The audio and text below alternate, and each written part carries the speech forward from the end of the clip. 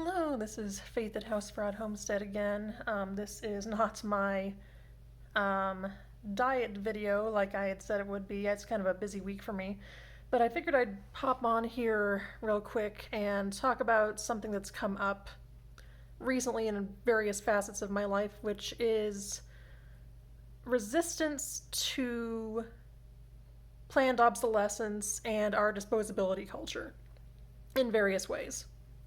Um, Lately, I've had a lot of stuff, and it is fundamentally stuff, objects, household items, appliances, breaking down, and I'm encountering the limits of the current consumerist system where things are not built to last anymore. That's what, for those who aren't aware, that's what planned obsolescence means fundamentally. It is the degree to which items are made with the intent that they will be phased out within usually about 2 years, I'm finding, for electronics, appliances, and things like that.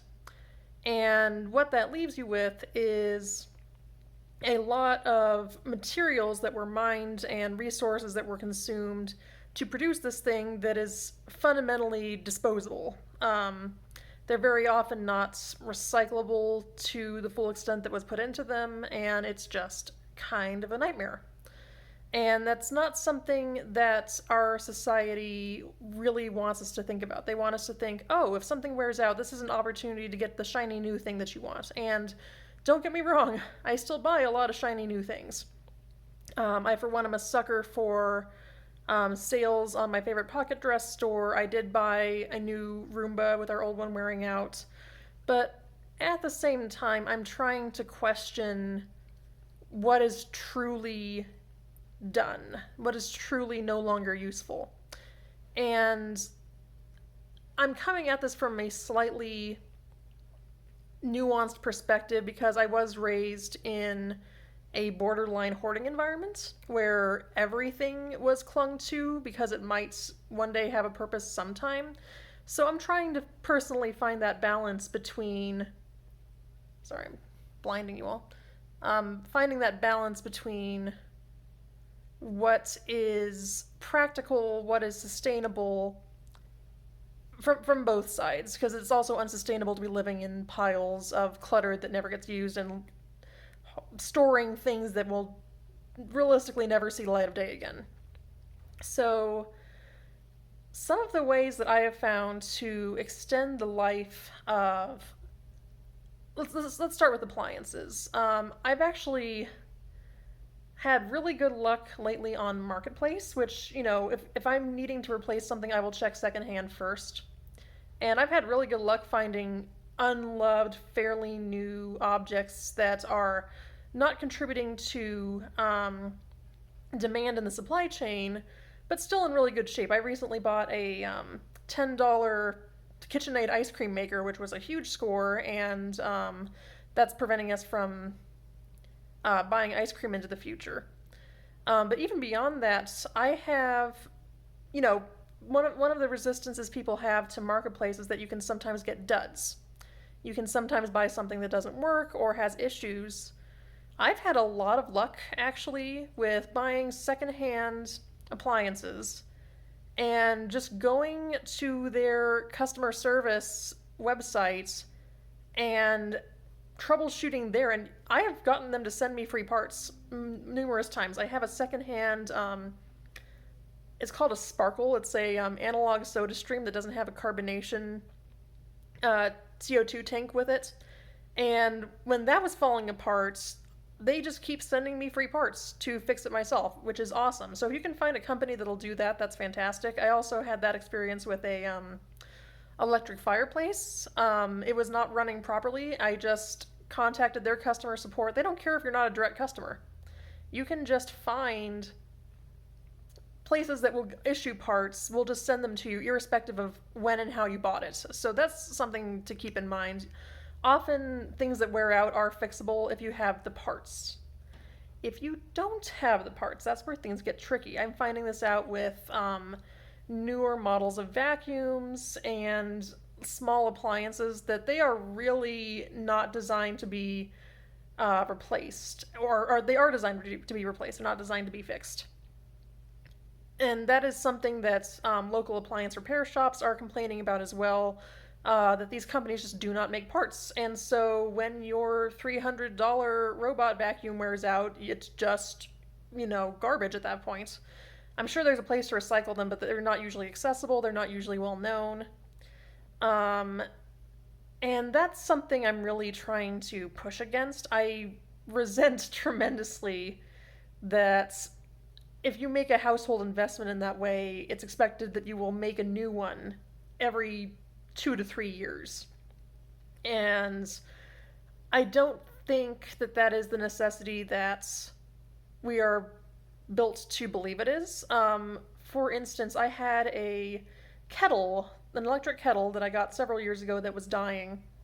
And, there's no parts for it. It was probably a simple fix. So I just asked on Facebook, hey, does anyone who's handy with electric want to, poke around this dying piece of equipment? And lo and behold, someone I knew had that skill set and was able to fix it for me. And now I have the same object getting more life out of it that it otherwise wouldn't have. So if you know somebody who's handy to tinker with things and you can come up with a barter arrangement or build your community in that way, that is invaluable. We need more people like that. But so often it's not actually irreparable, even if it's not something that they're willing to fix on site anymore. So that's just another thing to keep in mind.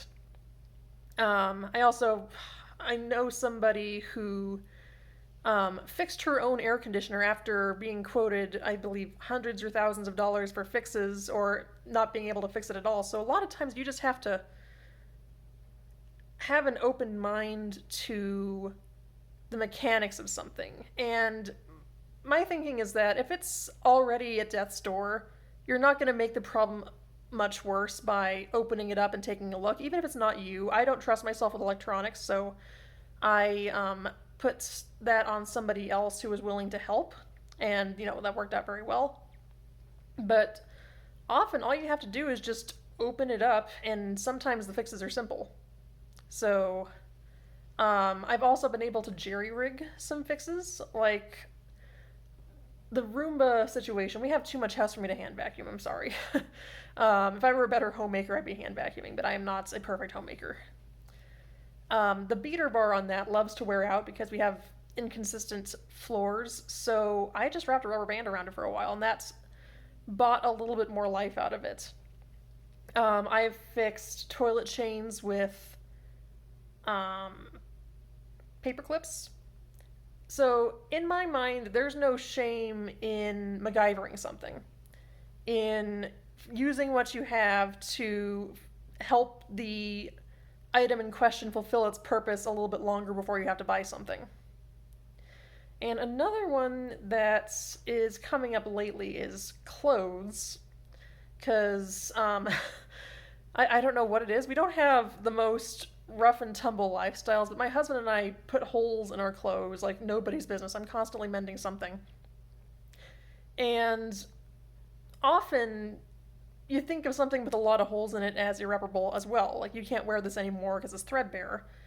And that's when you start adding more thread.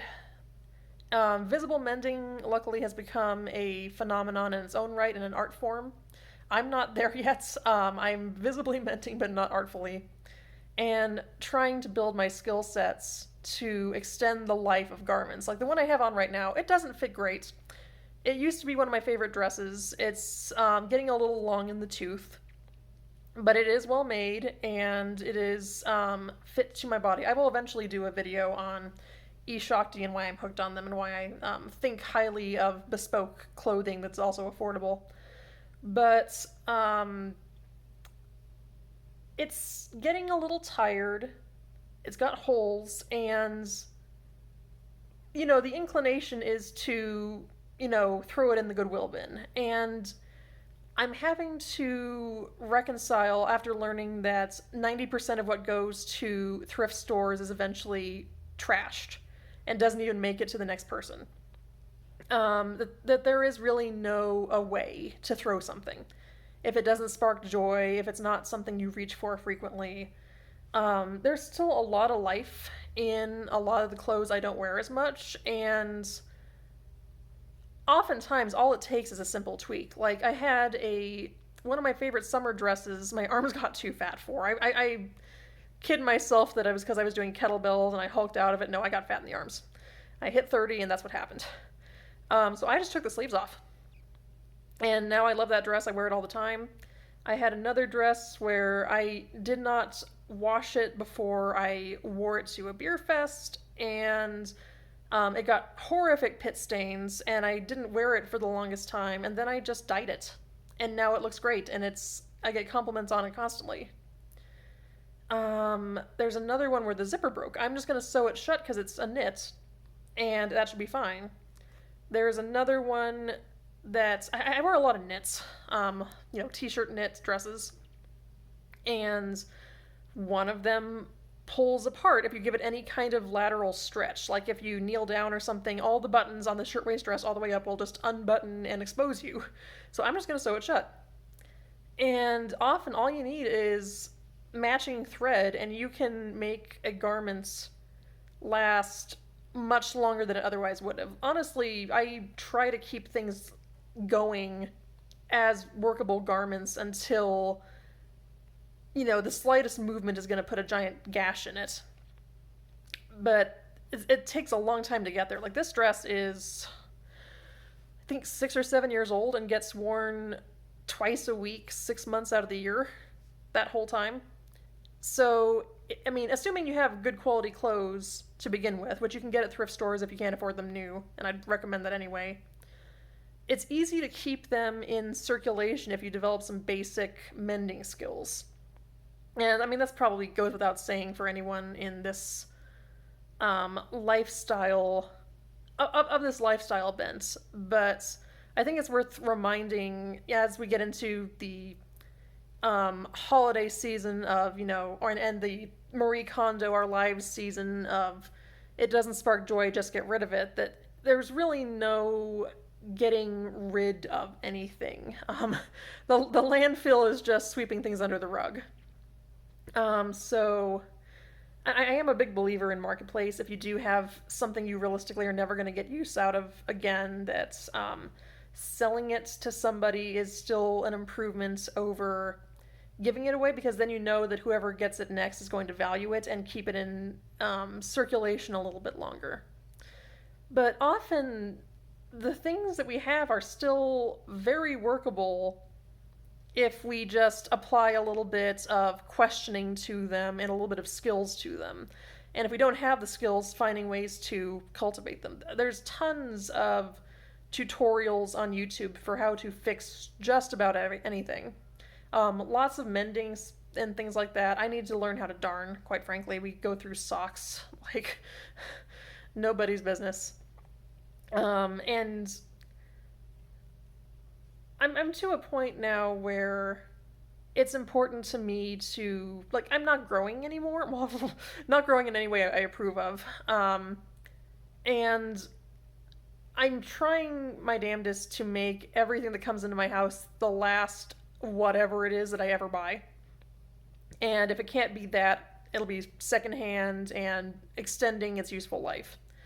So these are just some ideas I've tried to extend the useful life of things.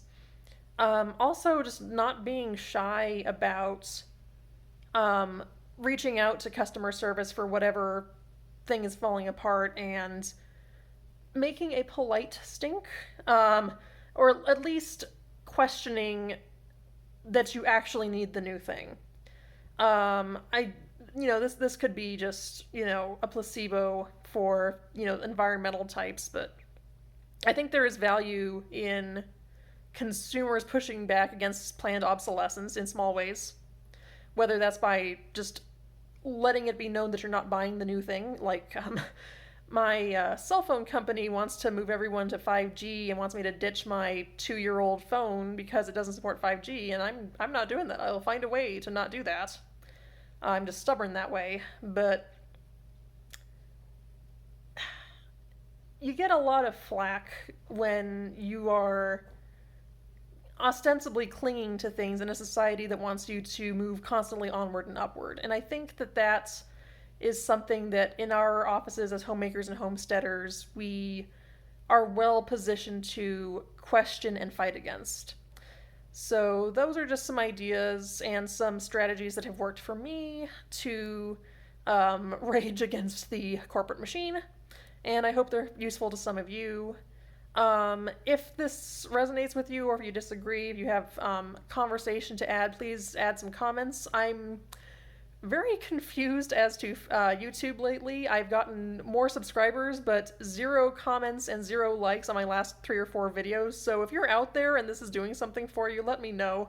I don't know if the algorithm got displeased or something, but it seems like no one's actually watching anything recently. So, yeah, hope this did something for you. Hope you had some ideas. If you have any other strategies to keep objects and clothing and other things workable, livable longer, then please add those in the comments, and talk to you soon.